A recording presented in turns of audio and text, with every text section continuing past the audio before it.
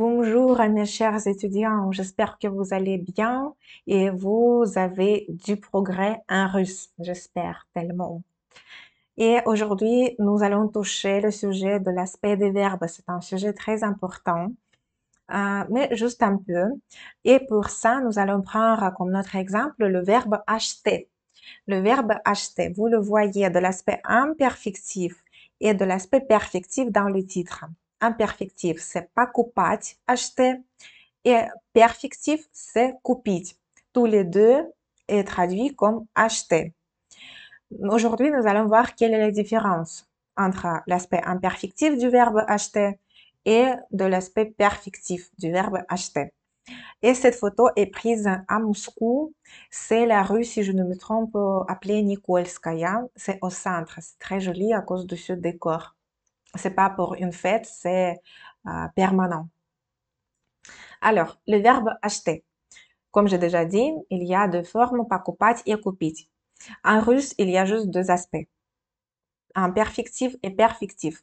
Jusqu'ici, jusqu'à ce cours, nous avons vu tous les verbes de l'aspect imperfectif.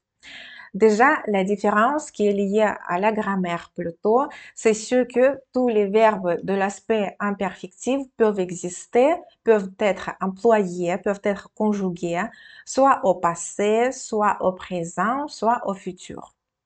Mais les verbes de l'aspect perfectif, peuvent être employés seulement au passé et au futur. Alors, pas de présent pour l'aspect perfectif. Parce que perfectif, pour les Russes, c'est quelque chose qui est achevé. Si c'est déjà achevé, ça ne peut pas être au présent. Si c'est achevé au passé, alors c'est déjà le passé. Si ça sera achevé, c'est déjà au futur. Mais en ce moment, ça ne peut pas être achevé. Voilà pourquoi, au présent, on n'emploie pas ces verbes de l'aspect perfectif. Regardons la conjugaison de ces deux verbes et déjà, vous allez voir que au présent, pour le verbe покупать, vous avez la conjugaison, les formes de conjugaison et pour le verbe купить de l'aspect perfectif, je n'ai pas de conjugaison parce que pour tous les verbes de l'aspect perfectif, le temps du présent n'existe pas. Le temps du présent n'existe qu'à l'aspect imperfectif. Alors, comment nous conjuguons le verbe покупать au présent? Comme d'habitude, c'est régulier du premier groupe.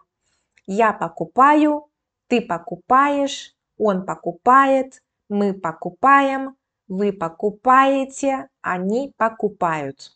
Pour aspect perfectif, il n'y a pas de conjugaison. Au présent, nous n'employons pas ce verbe. Ensuite, au passé. Regardons la différence au passé. Покупать au passé, comme d'habitude, nous enlevons tel signe mot, nous mettons elle et voilà la forme masculine au passé. Покупал. Par exemple, он покупал, ou Николай покупал, ou мой брат покупал, etc. Покупал. Au féminin, c'est покупала. Au neutre, c'est rare, mais je donne cette forme. Покупало, mais je prononce normalement O comme A. Покупала. Ça sonne de la même façon comme au féminin. Et au pluriel, покупали. Ce temps ici, quand on conjugue le verbe, n'importe quel verbe imperfectif au passé, ça exprime une action qui était un processus ou une action qui était régulière au passé. On veut souligner le processus. Par exemple, quand j'étais en train d'acheter ma robe, mon mari m'a appelé. Voilà, pour cette partie, quand j'étais en train d'acheter ma robe, je vais dire покупала. Voilà. Mais si je veux exprimer une action qui exprime un résultat, une action achevée, je vais prendre le verbe acheter qui sera de l'aspect perfectif. Et c'est купить. Et je forme le passé de la même façon. Le passé se forme de la même manière pour tous les verbes imperfectifs et perfectifs. J'enlève tel signe mot du mot купить et je conjugue de la même façon. Купил, c'est la forme masculine. Купила au féminin, купила au neutre et купили au pluriel. Alors ici, l'action est achevée. Par exemple, je peux dire я купила сумку. J'ai acheté un sac. Un sac, c'est le complément d'objet direct. Ici, j'ai acheté quoi? Voilà pourquoi c'est à l'accusatif. Et je dis я купила exactement avec ce verbe au passé parce que je parle du résultat. Maintenant, ce sac est le mien. J'ai acheté ce sac. L'action est achevée. Je ne veux pas souligner le processus quand j'étais en train d'acheter ce sac. Je veux déjà dire comme résultat, j'ai acheté le sac. Et au futur, la conjugaison au futur. Nous avons déjà vu le futur de l'aspect imperfectif. Et là-bas, je vous ai déjà mentionné l'aspect des verbes. Alors, pour le futur de l'aspect imperfectif, tout est simple. Nous prenons le verbe быть, être, ses formes au futur et nous ajoutons l'infinitif nécessaire. Alors, ça devient я буду покупать, ты будешь покупать, он будет покупать, мы будем покупать, вы будете покупать, они будут покупать. Alors ici, l'action sera un processus où l'action sera régulière au futur, ou c'est l'action qui exprime notre projet. Par exemple, je sais pas, l'année prochaine, je vais acheter de la glace chaque jour parce que je serai en Italie. Je vais vivre en Italie toute l'année et je vais acheter la glace chaque jour. Я буду покупать мороженое каждый день. Voilà. Je vais employer ce temps avec le verbe imperfectif. Et le futur de l'aspect perfectif existe aussi.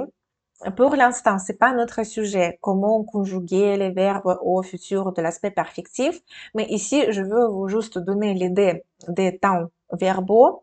Et comme vous pouvez voir, il y en a 5.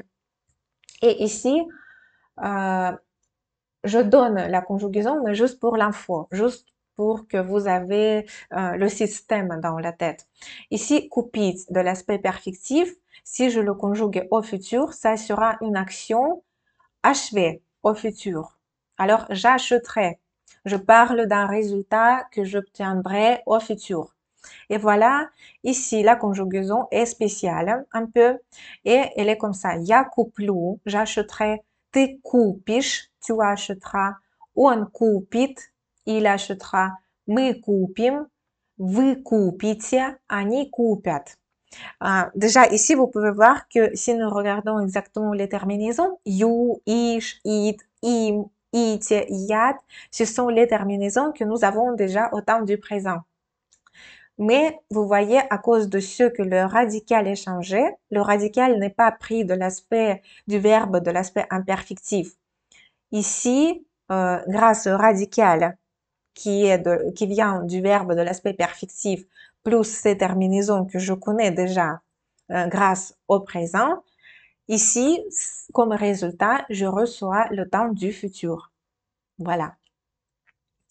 Alors, купить au passé, c'est le verbe qui s'emploie très souvent et les formes qui s'emploient très souvent parce que d'habitude, le verbe acheter est souvent employé au passé pour indiquer le résultat. Quand on énumère qu'est-ce que j'ai acheté, par exemple, aujourd'hui au magasin, qu'est-ce que j'ai acheté comme cadeau au marché. Et voilà les formes obligatoires pour aujourd'hui, pour ce cours. Notre but aujourd'hui, c'est de retenir ces formes du verbe купить, qui est de l'aspect perfectif.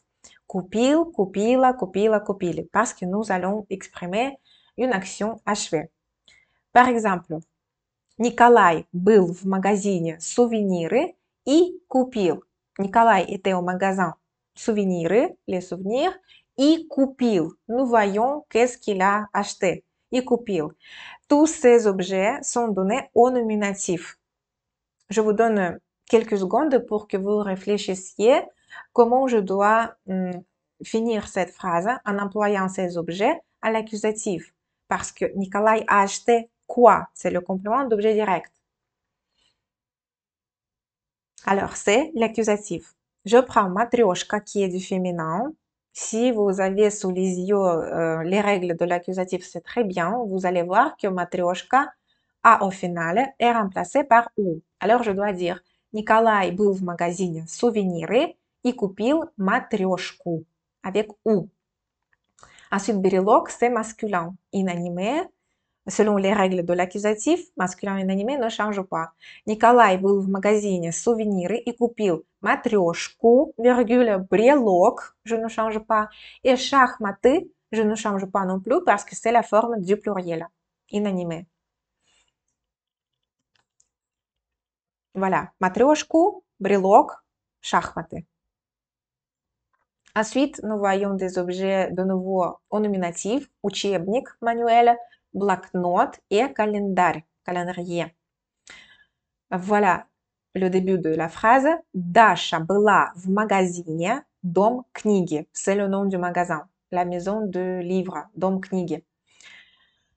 Даша была в магазине Дом книги и купила, et elle a acheté quoi? De nouveau, le complément d'objet direct, l'accusatif. Учебник, masculin inanimé. Je vais dire à l'accusatif aussi учебник. Блокнот, masculin inanimé, je vais dire блокнот. Et calendar, c'est masculin inanimé. Je dois juste me rappeler que calendar, c'est du masculin avec le signe mot. Alors, tout ça reste comme au nominatif. Ce sont les mêmes formes à l'accusatif. Даша была в магазине Дом книги и купила учебник, блокнот, календарь. Ensuite, encore 3 objets. Платок, фуляр, шкатулка et цветы.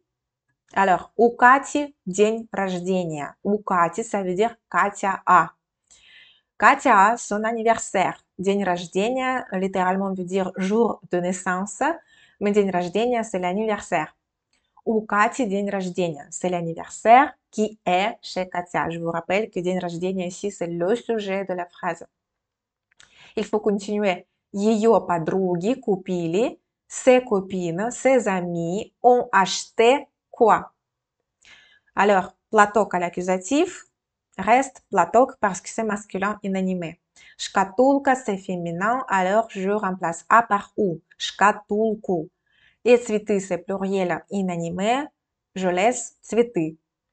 Ее подруги купили платок, шкатулку и цветы. Je dirais comme ça.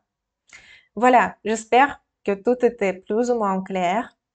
Merci pour votre attention. Спасибо за внимание. И увидимся на следующем уроке. On se voit la prochaine leçon.